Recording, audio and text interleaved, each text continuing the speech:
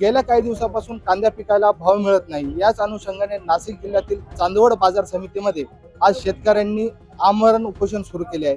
या संदर्भात आपण जाणून घेऊयात नेमकं काय यांनी उपोषण चालू केलंय आणि त्यांची मागणी काय आहे. दादा काय सांगणार शेतकरी म्हणून आजपासून उपोषण चालू आहे?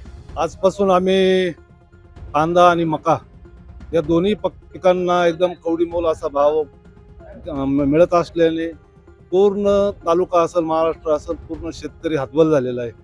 आणि जो कांदा असेल किंवा मका असेल, याला जर उत्पन्नाला जर म्हणलं तर 15 ते 2,000 रुपये खर्च येतो आणि कांद्याला आज 500-600 रुपयापर्यंत भाव मिळतो. मग अशा परिस्थितीमध्ये शेतकऱ्यांनी काय करायचं? तर शेतकरी एकदम म्हणजे आज मरणाच्या दारामध्ये उभा आहे. मग अशा परिस्थितीमध्ये शेतकऱ्याच्या मागे कुठंतरी उभं राहिलं पाहिजे. शेतकऱ्याला कुठंतरी आधार मिळाला पाहिजे. शेतकऱ्याला कांदा असेल, मका असेल, कोणत्याही पिकाला भाव मिळाला पाहिजे. यासाठी सरकारला खऱ्या अर्थानं जर जाग आणायची असेल तर आम्ही सर्व शेतकऱ्यांनी एक विचार केला आणि निवेदन देऊन आणि आज आम्ही इथं शेतकऱ्यांसाठी उपोषणाला बसण्याचा निर्णय घेतलाय. जोपर्यंत शासन मका असेल, कांदा असेल, म्हणजे कांद्याला आज 500-600 रुपये भाव मिळतोय, तर कांद्याला निदान आमचं म्हणणं असं आहे का 1500 रुपये जो कांदा विकलाय तर त्याला 1500 रुपयापर्यंतचं अनुदान मिळालं पाहिजे. मका सुद्धा 2000 आपलं 2200 पर्यंत विकतो. म्हणजे सरकारचं धोरण आहे का 2400 रुपये भाव त्याला शेतकऱ्याला मिळाला पाहिजे. परंतु कुठल्या प्रकारचं भाव हा मिळत नाही आणि फक्त घोषणा सरकारच्या चालू आहे आणि शेतकऱ्याच्या मागे कायम आम्ही उभे एवढंच बोलायचं. परंतु शेतकऱ्याच्या शेतीमालाचा कुठल्याही प्रकारचा विचार हे शासन करीत नाही. त्यासाठी आम्ही सर्व शेतकरी आजपासून उपोषणाला बसलो आहे आणि ह्या उपोषणातून याला आम्ही जगलो मेलो जे होईल ते होईल, पण शेतकऱ्यांसाठी आम्ही हा निर्णय घेतलेला आहे. एकंदरच हमीभाव मिळावा आणि शेतकऱ्याला जगायला जागा द्यावी अशी शेतकऱ्यांची मागणी असून माजी सभापती देखील आपल्यासोबत आहे. आपण काय कोणत्या मुद्द्यांवरती आज उपोषण बसणार? सगळ्यात महत्वाचा कांदा उत्पादक शेतकरी आणि मका उत्पादक शेतकरी. कांदा आणि मका कवडीमोल भावात आज विकत आहे. मक्यासाठी शासनानं 2400 रुपये भाव बांधून दिलाय आणि 2400 रुपयात भावामध्ये आमच्या चांदवड तालुक्याच्या खरेदी विक्री संघामध्ये 1800 शेतकऱ्यांनी नोंदणी केलेली आहे. त्यापैकी 200 शेतकरी आतापर्यंत कवडी माल शेतकऱ्यांनी माल दिलेला आहे. अजून 1600 शेतकरी असे बरेच शेतकरी आहे त्यांच्याकडे मका आहे, परंतु त्या ठिकाणी 1400, 1500, 1600 रुपये आज मकाचा भाव विकत आहे. कांद्याच्या बाबतीत 800-900 रुपये क्विंटल कांदा विकत आहे. मोठ्या प्रमाणात शेतकरी अडचणीत आलाय.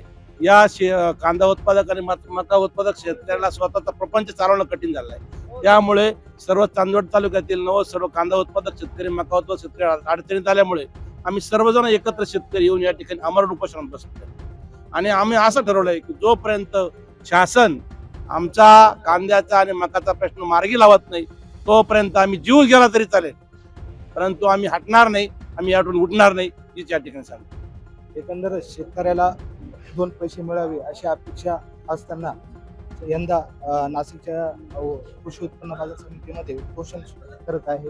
नेमकं दादा आपण काय सांगणार? आजपासून अधिवेशन सुरू होते आणि आपण उपोषण देखील करताय. अधिवेशन सुरू होते म्हणूनच आम्ही आज सर्व चांदवड तालुक्यातील शेतकरी बांधव उपोषणासाठी आमरण उपोषणासाठी बसलोय.